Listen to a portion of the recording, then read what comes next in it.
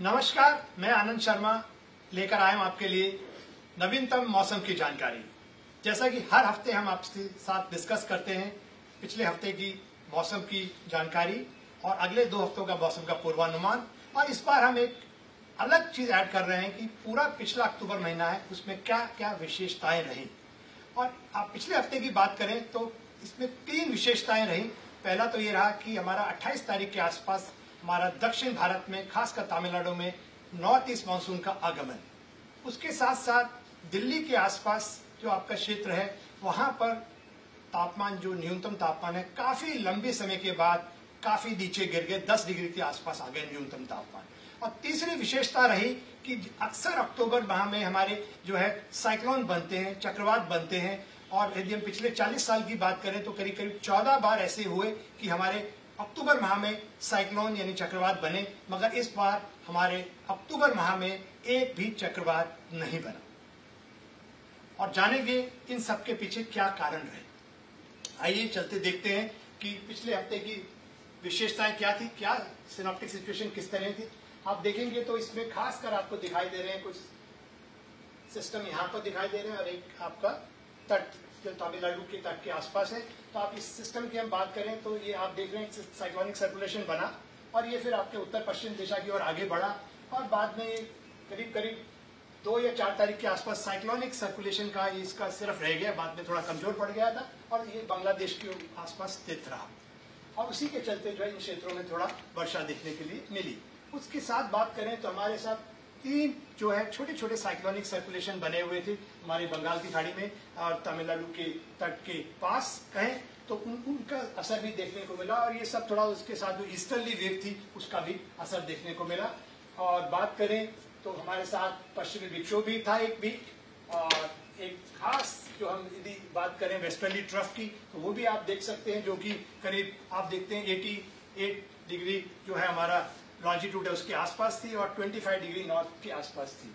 और छोटे छोटे सर्कुलेशन आप इधर देख रहे हैं, वेस्टर्न डिस्टर्बेंसेस को भी देख रहे हैं, मगर मुख्यतः जो हमारे फीचर्स जो रहे थे जो वो फीचर्स हैं ये सर्कुलेशन और जो सर्कुलेशन यहाँ बना था, इनके चलते जो है इन क्षेत्रों का मौसम प्रभावित हुआ।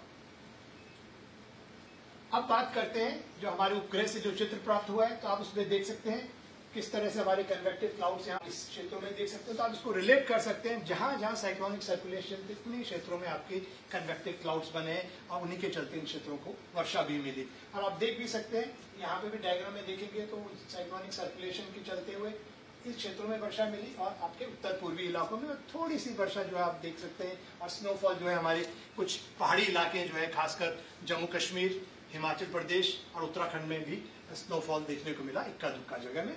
और जहां तक भारी वर्षा की बात करें तो आप देख सकते हैं खासकर जो तमिलनाडु है उसमें खास आज देख रहे हैं जो पिछले 24 घंटों की बात करें तो भारी से बहुत भारी वर्षा आपको देखने को मिल रही है। 17 सेंटीमीटर, 13 सेंटीमीटर, 12 सेंटीमीटर। और आंध्र प्रदेश के जो तटीय इलाका है वहां पर भी भारी वर्षा दर्ज की गई। और पूरे वीक भर की बात करें तो देखिए 29 से 3 तारीख के बीच में आपको अलग अलग जगहों पर तमिलनाडु में यदि बात करें तो डीजीपी ऑफिस में 11 सेंटीमीटर वर्षा मिली 29 तारीख को। 30 तारीख की बात करें तो वीरागुनु डैम के पास 10 सेंटीमीटर, मदुराई एयरपोर्ट में 8 सेंटीमीटर। वहीं हम असम और मेघालय उत्तर पूर्वी इलाकों की बात करें तो वहां पे भी करीब करीब आपको 8 सेंटीमीटर के करीब वर्षा मिली और नागालैंड, मणिपुर, मिजोरम, त्रिपुरा में भी। और तमिलनाडु मेट्टुपालयम में भी आपको 3 नवंबर को 7 सेंटीमीटर वर्षा दर्ज की गई। अब बात करते हैं हमारे जो 29 से लेकर 4 नवंबर तक का हफ्ता था उसमें देश भर में कहां कहां वर्षा मिली। तो आप इसमें देख सकते हैं मुख्यतः आपको जो अच्छी खासी जो वर्षा मिली है वो मिली है उत्तर पूर्वी इलाकों में। उसका आप कारण जान सकते हैं क्योंकि हमारे पास यहाँ पर इस क्षेत्र के आसपास जो है जो कम दबाव का क्षेत्र बना हुआ था और वो फिर आगे की ओर बांग्लादेश की ओर बढ़ा, उत्तर पूर्वी दिशा में बढ़ता हुआ और बाद में वो साइक्लोनिक सर्कुलेशन के रूप में रह गया था और उसके चलते जो है इन क्षेत्रों में भारी वर्षा मिली। वहीं बात करें बाकी के क्षेत्रों में, इवन तमिलनाडु में आप देखिए कि हालांकि आपके पास साइक्लोनिक सर्कुलेशन 3 साइक्लोनिक सर्कुलेशन के आसपास बने हुए थे इन इलाकों पे, मगर ये फिर भी इतने स्ट्रांग नहीं थे कि ये इस क्षेत्र को पर्याप्त मात्रा में वर्षा दे सकते थे। हालांकि मानसून का ऑनसेट भी हो गया, मगर इस बार जो ऑनसेट हुआ वो वीक ऑनसेट रहा और उसका मुख्य कारण यह है कि जब जब ला नीना होता है उन सालों में हमारा जो है उत्तर पूर्वी मानसून में वर्षा सामान्य से कम रहती है।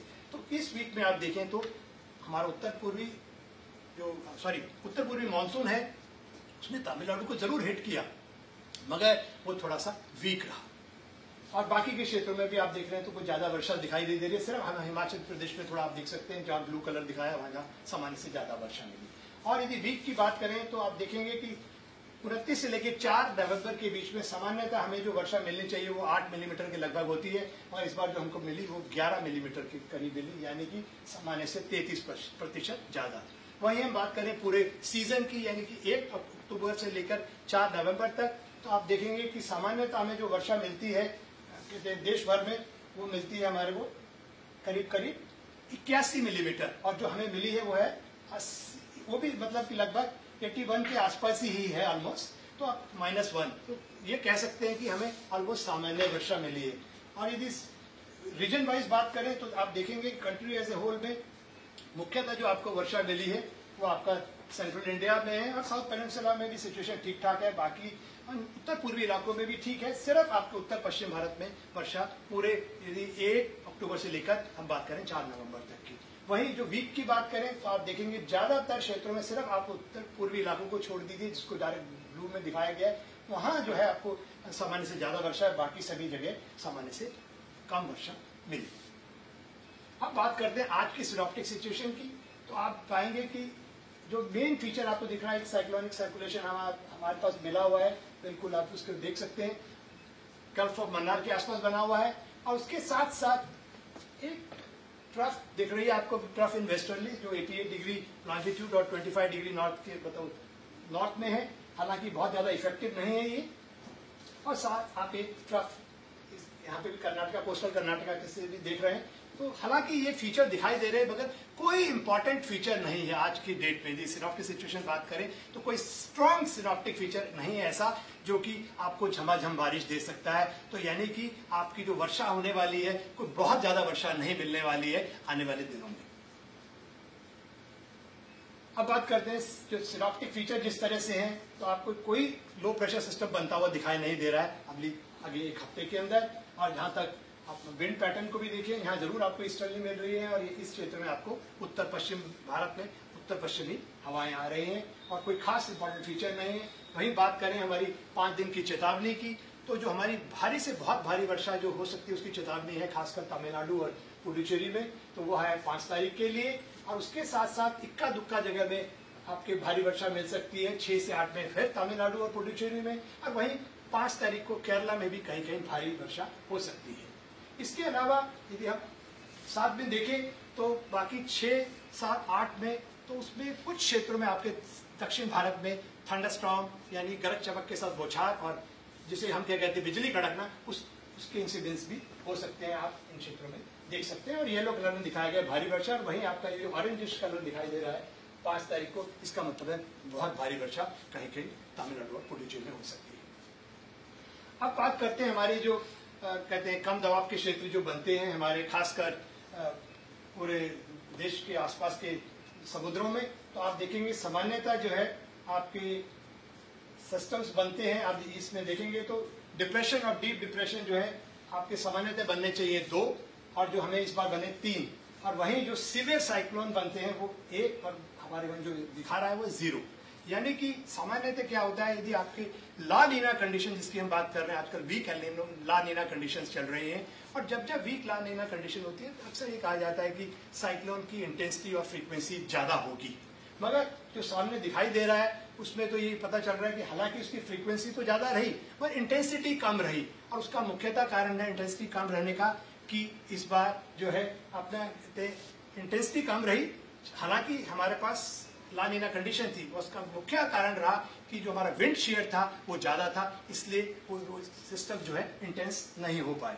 और इस बार जो आप पहले देखेंगे हम लोगों का, आपको यदि इस चित्र की बात करें तो आप इस चित्र के माध्यम से देख सकते हैं कि हमारे जो मुख्यतः 3 डिप्रेशंस जो थे इस बार जो अक्टूबर में बने, उसमें आप देखेंगे पहला सिस्टम जो ये दिखाई दे रहा है यहाँ पर, आप देख रहे हैं कि ये सिस्टम बना, और ये सिस्टम जो बनते हैं साउथ चाइना सी से मेनली आते हैं, और आके ये उत्तर पश्चिम दिशा में आगे बढ़ा, और ये तेलंगाना, उत्तरी कर्नाटक को पार करता हुआ, महाराष्ट्र को पार करता हुआ ये अरबियन सी में दोबारा से आ गया और एक बार फिर मजबूत हो गया।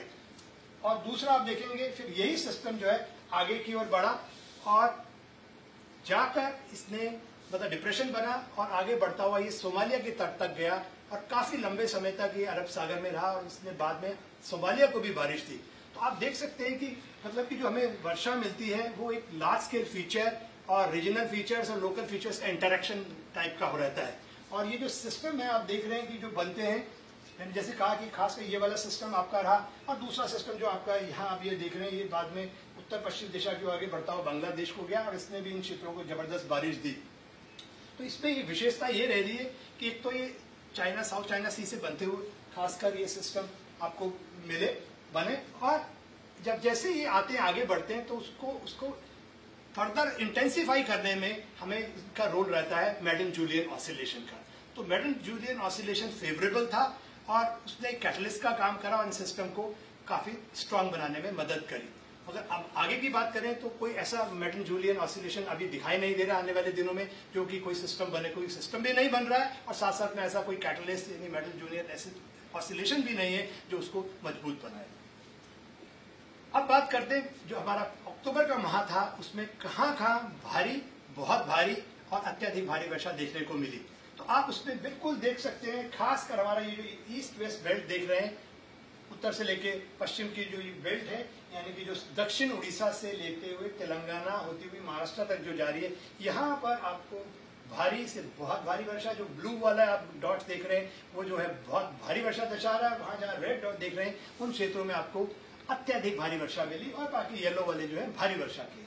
उसके साथ साथ आप देखते हैं उड़ीसा और ये कोस्टल बेल्ट है, यहाँ पर भी आपको काफी जगहों पर बहुत भारी वर्षा देखने को मिली। और तीसरा आप जाकर उत्तर पूर्वी इलाके, यहाँ पर भी बहुत भारी से लेकर अत्यधिक भारी वर्षा मिली।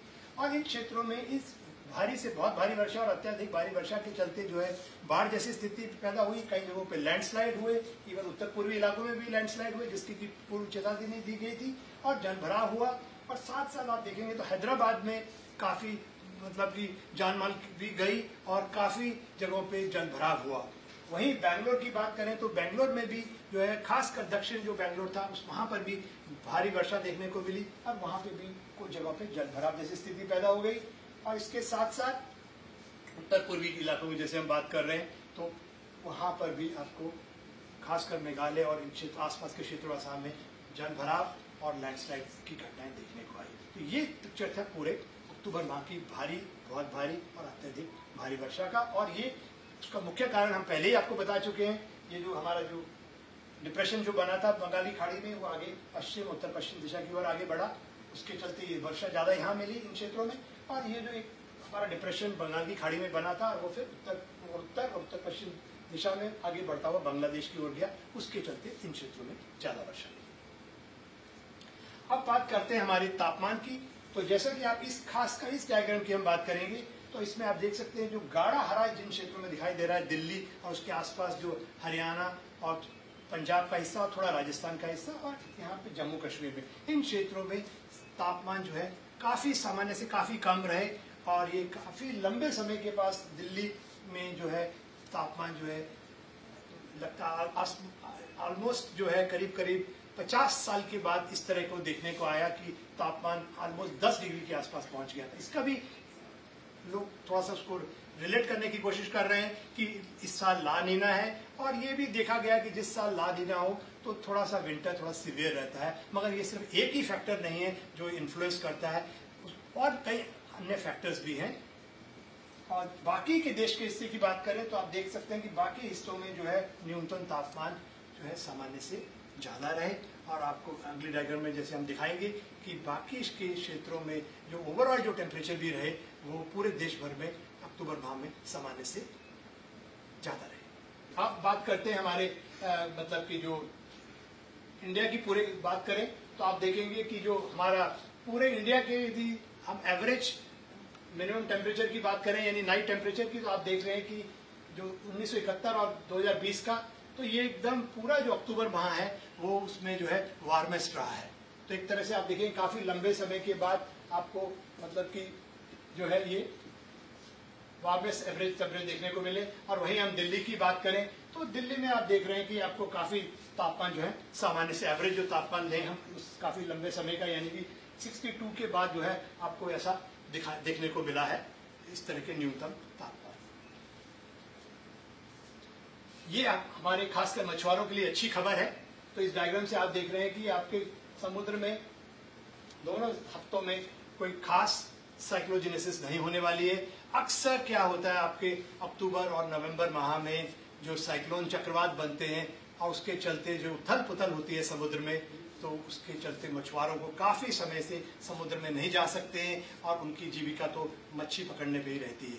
तो वो जो है उनके लिए एक तरह से अच्छी खबर है, कोई सीवियर साइक्लोन नहीं बनने वाला है। हालांकि थोड़ी बहुत तो उथल पुथल रहती है, मगर साइक्लोन नहीं बनने वाला है अगले 2 हफ्तों में।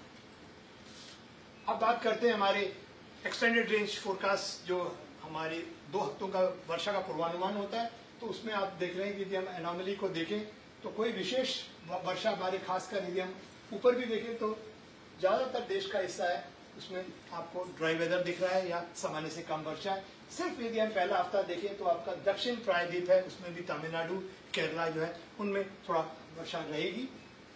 और दूसरा हफ्ते में भी जाएं तो दूसरे हफ्ते में भी आप देख रहे हैं थोड़ा सा एक जो हिस्सा है जम्मू कश्मीर का, वहां पर आपका पश्चिमी विक्षोभ थोड़ा सा प्रभावित कर सकता है। बाकी के ज्यादातर हिस्सों में मौसम ड्राई या सामान्य ड्राई रहेगा।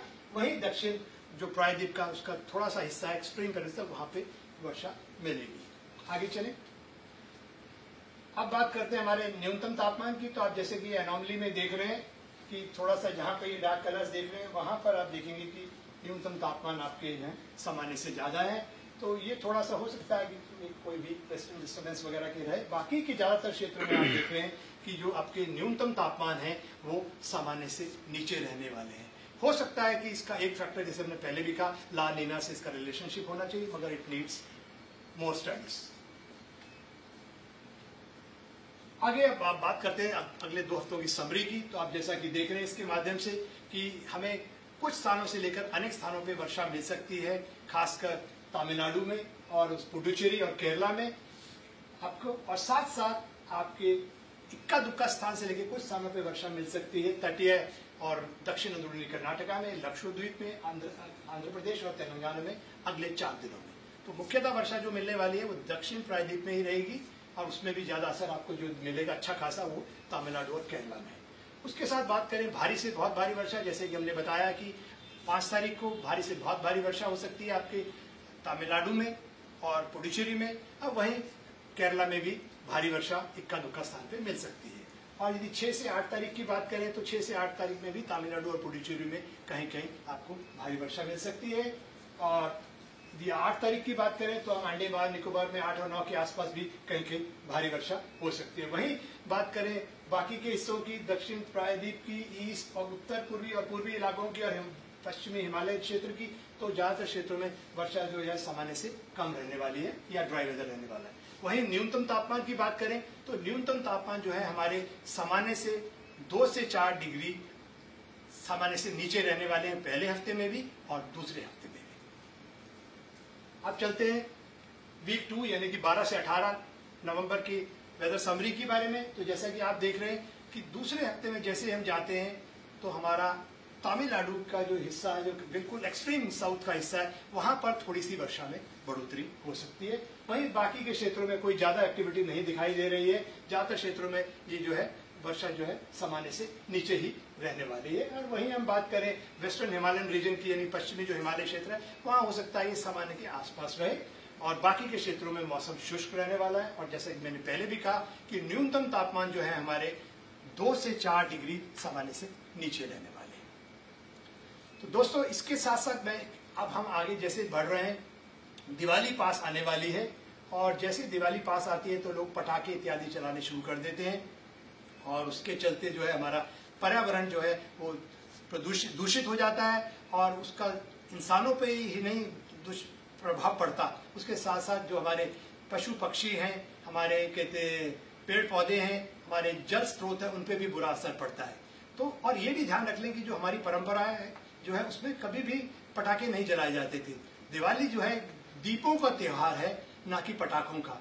तो ना आतिशबाजी करें, ना पटाखे बजाएं, सिर्फ एनवायरमेंट फ्रेंडली दिवाली बनाएं। हालांकि दिवाली अभी दूसरे हफ्ते में, मगर फिर भी हमारा आग्रह आपसे है, निवेदन है कि आप एनवायरमेंट फ्रेंडली दिवाली ही बनाएं, क्योंकि आप जान रहे हैं कि आजकल जो दिल्ली एनसीआर की पूरी है और उत्तर पश्चिम भारत में हवा की जो क्वालिटी है वो काफी पुअर है। तो मुझे आशा है कि आप जो है इसका ध्यान रखेंगे और वातावरण को बेहतर बनाएंगे। आज के लिए बस इतना ही। अगले हफ्ते फिर मुलाकात होगी आज ही के समय। नमस्कार।